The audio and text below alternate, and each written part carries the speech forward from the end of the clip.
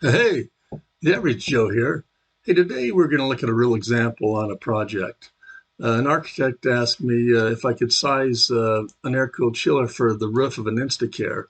They had a rooftop unit packaged on the previous project, and they wanted to look at a new design. So in a matter of really just a few minutes, less than a half hour, I was able to get him the chiller weight and size, uh, electrical information as well as the size of the mechanical room and all the other equipment for the chilled water system as well.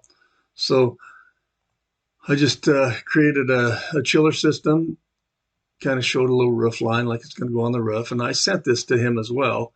And then I imposed a load of this Instacare based on previous experience as well as the load of the last one.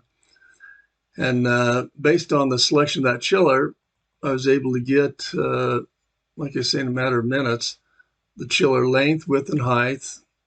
You see here on the diagram as well as the electrical information. Let's also look at all the other scheduled information. I'm just going to save this project and then go to File, Open, look at some of the other schedules that we created. So this was the electrical schedule, and you'll see on here the equipment, the voltages, who's going to do the power, the starters, disconnects, and the drives. We had some drives on there as well. And then if you had it on emergency power, that would show up there as well. This didn't need to be. Next, we'll open up and look.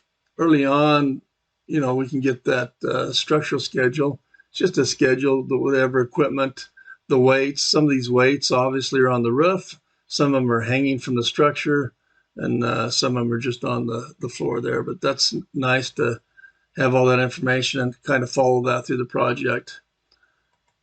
Open up, we'll look at the equipment schedule. So this would have just been all that equipment, air separators, air-cooled chiller, everything that's associated with that project, schedules as well.